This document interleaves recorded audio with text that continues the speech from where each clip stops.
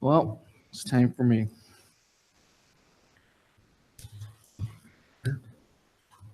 Oh, sure. First, I'd like to make clarification on my last. Now, first, I want to thank you all for coming. I know it's been a long journey. Um, I will never abandon you. As it's not just this subject. I know many of you have contacted me on many things over the last almost 3 years now, and without exception, I believe I've always gone back.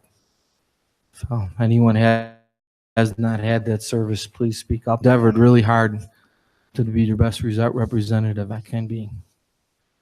Okay.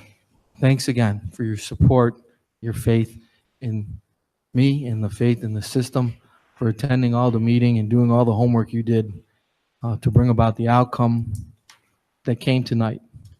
Ultimately, whatever happens in any particular development, I think the end result is better with citizen participation and many voices heard from. As long as I'm sitting up here, there'll be no attempt ever to silence anyone. So when big projects come ahead, I will defend your right to speak and have your concerns addressed in an open and straightforward manner. I've gained a reputation of being a straight shooter on these matters, and a man who follows up on his word. If we say we're going to have a meeting, we're going to have a meeting. If I'm going to get you an answer, we're going to get you an answer.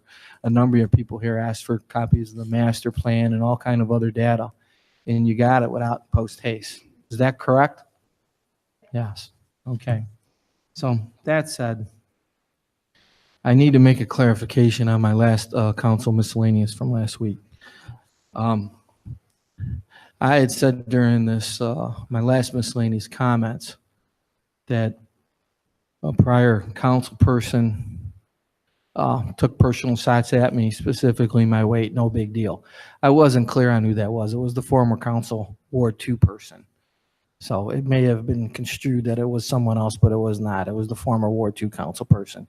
In my opinion there, that goes with the job. It's almost impossible to slander a public official. I've come to expect it. It doesn't bother me in any way. In fact, what I said, it motivates me to do even better. You know, that's the way I am. I haven't backed down from anything in my life, and I never will, even what we're trying to accomplish here. So petty insults like how I look or what my weight is isn't going to deter me at all. It's going to make me work harder. And thank you all for letting me make that clarification on who those comments were attributed to. Now, next, I'm going to address the other parts of my last miscellaneous statement, and I'm going to make an exception. All throughout my tenure as councilman and this tenure as council president, virtually at every avenue, I've taken the high road. I'm looking forward. The future's bright. There's big projects coming. Comments are made, lies are made, half-truths, no truths. It didn't matter. I've had a laser vision on the future, what the citizens want, and it's what I hear from people. They're tired of the fighting, so I just look past it. However, I am speaking up today because it's the residents that have asked me to speak up. They're tired of being caught in the crossfire. They're being told one thing by one group of people, and then they get angry because they think something's wrong.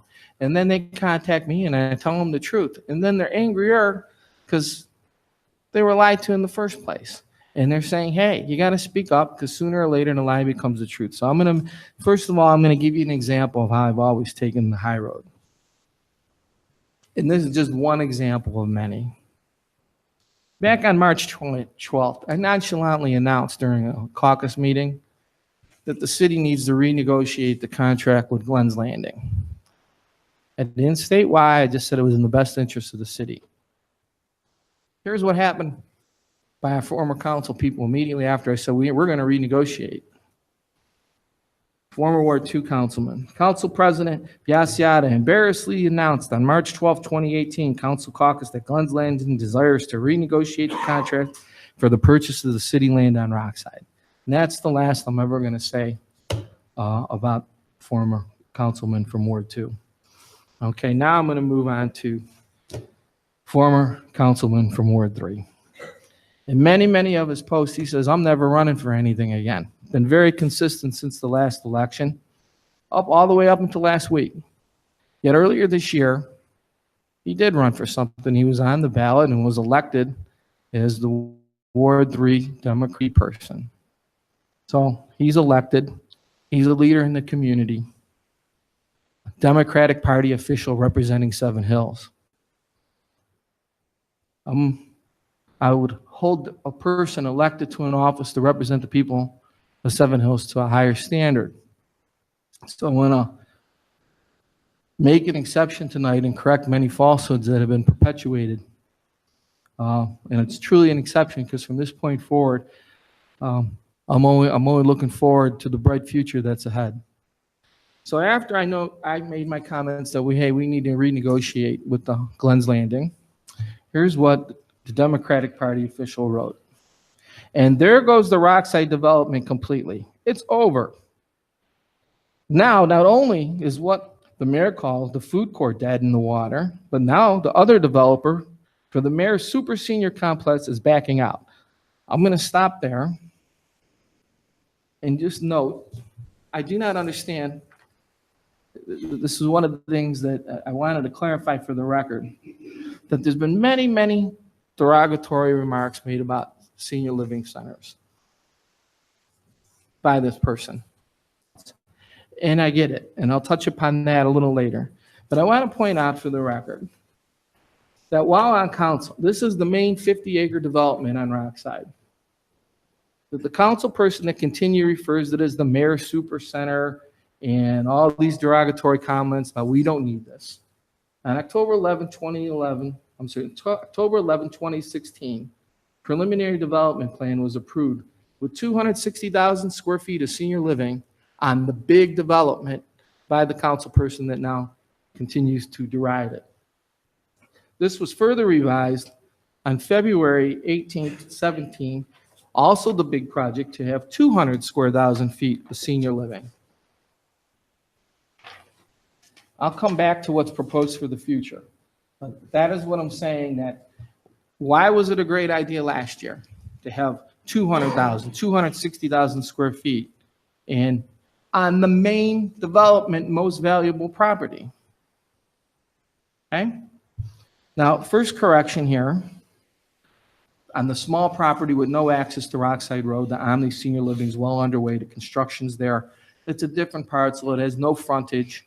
We hired a real estate professional before we agreed to it, and they said there weren't a whole lot of options for this because people with businesses want access to main roads and they want to be visible. A very unique piece of property that's going to bring a lot of money over the next 15 years to the city, not the main property, and I'll get to that later. Okay? This is back in March where I said, merely, I said, we have to renegotiate. I further, right after that, this former council person and current Democratic Party official, now we the residents get nothing. No tax dollars, no food court, not even the super senior center. Nada. How sad. We had it all ready to go. The food court would have started construction this month. Every single candidate for council said one way or another they're going to fix Rockside Road. And the residents bought it hook, line, and sinker. You were lied to. Hey, it's politics. I just hope you hold them accountable. Think about it every time you drive by the dirt pile for the next 2 years and probably longer. Please remember these comments from this. This is me talking now. That the construction would have started in March and then it was all ready to go. Just table that thought for a second because this is a theme that I'm going to come up many times in the next few comments. Okay, so all this was written about me. I got notes from residents, oh, too bad you tried your best, Rockside's dead, because this was out here, and then I explained to them, it's not that, it's just, we're just renegotiating for better terms with the sale of the property. And months go by, and I just keep turning a positive note, taking the high road until the former council president came in, point blank, about comments related to this contract. At that point, when confronted point blank, I let it be known that we were advised by our outside attorney, Squire Patton Boggs, that the contract that was approved during the last council term was, the council president was advised, do not approve this. There are a number of problems in this contract, and we don't believe it's in the best interest of the city. I did not say that. I took the high road for months. I just said I rolled up my sleeves. It took months and thousands of dollars in legal fees to renegotiate this contract, but it ended up in a good place. It netted more money and built-in protection such as timeframes and specific amounts for the TIF and a whole lot of other things. And we bifurcated the TIF agreement from the purchase agreement and a lot of other things that protected the city. And all these things were recommended, or most of them, and ignored. Nor were they shared with me, a council member, that our outside attorneys had objections. At no point during the whole spring and summer did I ever bring that up, because it was always been my intention to take the high road and look to the future. I stayed silent. I looked ahead. And I continue to do that with a lot of things. All right, let's get back to Rockside. August 22nd. Democratic Party official Jim Kukral writes this. The current council president and the rest of the council made all kinds of promises about how we're going to fix Rockside Road during the campaign, but it was never broken. I never said such a thing during the campaign. I'm not sure I said anything ever about it. I was silent on this issue. So it says here, the current council president, that's me, I never made any comments about the project during the election whatsoever. It says here I did. I'd like to either be proven wrong or I'd like that retracted. Further goes on, the food court with the bakes, coffee shops, restaurants would have all been done by the fall, but now nothing. Here's recurring theme. Ground would have been broken in March and it would have been completed in the fall by Democratic Party official Jim Kukral. All right, then last week, he writes his ward as a leader. Once again, he comments, he's not running for office. Okay, I've already said he's run for Democratic precinct committeeman. I'm sure in this not running for office. It's my opinion, but he'll run for some office. He'll run for Ward 3. He'll run at large. He may even run for mayor. That is just my opinion, and I preface that. And when you say you're not running, that's an attempt to get credibility. Oh, I'm unbiased. I don't have any hand in the game. So what I'm about to tell you is 100% the truth. So throughout the last several months, he says he's running, but he's currently a Democratic Party official. So keep that in mind. And come next November 2019, when he's running, and he say that, well, the residents spoke up. I needed to do this. I felt there needed to be a change. There'll be some comment to that effect, and he will be a candidate, in my opinion. But because once again, I said in the beginning, a Democratic Party official elected by the people to represent the ward should be held to a higher standard and tell the people the truth. So last week, he wrote in his followers, all the developer did, LSB, was go find a partner to develop it because they didn't want to go do it any longer after the mayor crapped all over it. They were disgusted with the entire thing. I'll address that in a minute. Further goes on, the developer shopped and sold it to Fairmont. Then LSB told them about it and said, Fairmont, you deal with these nutsy politicians. And this is in quotes. So he specifically says, the developer, LSB, told them about it and said, Fairmont, you deal with these nutsy politicians. I spoke with the partners from LSB. That was never said in regards to this group. And I'm going to get more to the salient point soon. They didn't do crap while it fell in their lap. Well, that's not true either. Since I became council president, I've been collaborating on behalf of council and the mayor. Often the mayor joined me with LSB, and we went over many proposals. The partners at LSB had a couple different ideas for the lands and a couple different developers, and they sat down with us and they said, what we want is one that the leadership of the city can get behind. And ultimately, I think we got there. So this part about it fell in our lap, no. It took several months of talking and negotiating and what we think would work and what wouldn't before ultimately bringing this to the public and the rest of council. It appears this is, and I'm quoting Democratic Party official Jim Kukral, it appears this is going to be almost the exact same thing. No, it won't. I'll tell you right now, a lot of it's on the come, and we're going to do this. It's better to be right than quick, right? This is the last big project, and We're going to take our time and we're going to get it right. But one thing I'll tell you, no, it won't be the exact same thing. The architecture will be completely different, and it will not have any senior living. The new development partner feels that's not a good use for the property. It's off the table. It's gone. So that's one less thing for us, for people to argue about. But another falsehood in the statement to the ward that it's going to be the same thing. All right. All right. In the interest of, I'm going to skip the other. Oh, here, no, one more thing. So watch closely, because if this isn't way better than it would have been already built, you were lied to and lost years of revenue. All right.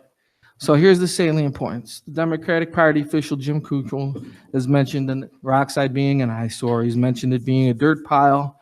He mentions it's lost revenue because it hasn't started. He mentions a spring start, and he mentions the fall open. To the best of my knowledge, these are all false statements. Here is what really happened. Okay? LSB presented a new option to the city in July of 2017. Prior to developing this, they had meetings with then Councilman Jim Kukul people. Then Councilman Kukul assured LSB and their partner Geese Construction that what they were about to propose was a great idea and they were going to support it. The LSB and the other prominent developer in the Cleveland area then spent a lot of money and time developing a new plan. That plan was introduced to the city. Then Councilman Kukul changed his mind and went against it publicly without notifying LSB, as did the other councilman involved. At this point, the project was stopped. LSB pulled their plans. They rescinded their application in July of 2017, months before the election, months before any of these people were elected. And there it sat through the winter, through the spring, till and I reopened negotiations that were very cordial and collaborative with LSB and our eventual new partner, Fairmount. So there's the facts. The developer did not pull out because they had any issues with any of these people on the dais. The project was never slated for spring. It wasn't going to open in fall. These are all false statements, and I speak today to set the record straight. It brings me no happiness or joy. It's the worst part of the job. Now, I'm sure this will get spun in a million different ways, but I count on the people here and listening at home to keep the record straight. It's been my experience that if politics is what I cared about, I'll tell you this. I could keep all the quotes from the prior council people and Democratic Party official Jim Kukul, the dozens and dozens I have, never say a word, and I'd get the most political bang for the buck to bring these up next election time. And to say, here, you're running for office, it's time to be accountable for all the lies. That would be the best political move to make. However, I didn't do this for political reasons. The people came to me and they're tired of being put in the middle. They read something online, false, 100% untrue. Then they contact me and they're angry because they're like, hey, how'd you drop the ball? Why did the mayor do this? What's going on in Rockside? Oh, you put the city at risk. What did you do to make LSB walk away? And then taking the high road, I've never mentioned the plan was rescinded in July. I never mentioned the property was put up for sale prior to the election of these individuals to my left. I take the high road, hey, we're working on a new plan that's going to be good every single time. And the people accept it mostly. Other times they write back, well, I don't care, you're in charge now. How come you haven't done something? And they're quoting the social media lies. And after I said, ma'am, mister, you've been misinformed. I don't know what to tell you, but I don't want to get into specifics because I want to take the political rhetoric down. I've done that dozens of times throughout this year. And we got to a point where the residents themselves said, Tony, please set the record straight. who's telling the truth, what really happened. And on resident demand, I speak up tonight, and that's it. It's the only reason. Hopefully this puts to bed what really happened on Rockside. Now, weeks, we should get a submission from Fairmount, and we'll schedule a planning commission meeting, and we'll go from there. We have several months of hard work ahead. I'm not making any promises. I'm just saying we're going to do our best to bring a first-class facility that we're all going to be proud of. And from the preliminary negotiations, I know the architecture will be better. It will not have senior living. And I think the people will be really improved with the expanded plan. And I'm very thankful for LSB having patience and being a good partner. And I'm really excited about the new relationship with Fairmount Properties. Now, people say this thing's been spun. I don't know if you've seen my memo. My memo merely stated, I'm excited to announce that we have a new lead developer, Fairmount Property. Here's examples of their work. Things to the community, there's no spin. There's just facts. And then I back them up. So I thank you for this long, especially long indulgence to these miscellaneous comments. And on that, I wish you all a good night, and I motion to adjourn this meeting.